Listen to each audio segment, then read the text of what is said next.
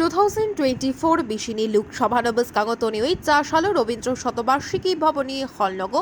ভারতীয় জনতা party বখাক্তি booth সশক্তিকরণ মুঙ্গই cock সালেমুং পান্ডা সংস্থা অশালে পান্ডা phi মানজাখা হাসিনী মন্ত্রী অকরা প্রফেসর ডক্টর মানিক সাহা ভারতীয় জনতা পার্টির ন্যাশনাল প্রেসিডেন্ট আশা লাকড়া হাসিনী গজাম মন্ত্রী অকরা বিপ্লব কুমার দেব হাসিনী রাং মন্ত্রী প্রণজিৎ সিংহ রায় মন্ত্রী টিঙ্কু রায় মন্ত্রী সুধাংশু দাস মন্ত্রী শুক্লাচরণ নোয়াতিয়া গজাম মন্ত্রী অকরা ইয়াকচৌ জিষ্ণু দেববর্মানো খবর ভারতীয় জনতা পার্টিনি বেবাক এমএলএ তাই হাসতে বেরেমনি আদং আদং জিগ্রগ্ন তুই পান্ডা খ্লাইজাখা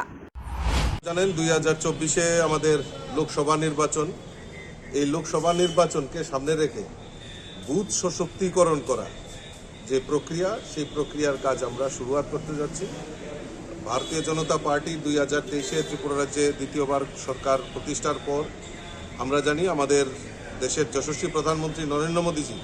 আমাদের এই ত্রিপুরা রাজ্যের জন্য অনেক কিছু উপহার আমাদেরকে দিয়েছেন। তাই আমাদের নৈতিক দায়িত্ব, আমরাও এই লোকসভা নির্বাচনে ত্রিপুরা রাজ্যের 2টি লোকসভা আসন রয়েছে, সেখানে আমরা বিপুল পরিমাণে জয়ী হয়ে আমরা 2 জন প্রতিনিধি আমরা মোদিজির হাতকে শক্তিশালী করার জন্য 2 জন মেম্বার অফ পার্লামেন্ট এখান থেকে পাঠাবো। তারই প্রক্রিয়াকরণ আমরা আজকে বুথ সশক্তিকরণের কাজ শুরুয়াত করছি। ध्यान है कि भारतीय जनता पार्टी लगातार कुछ न कुछ नया करने का प्रयास करती है और आने वाला समय 2024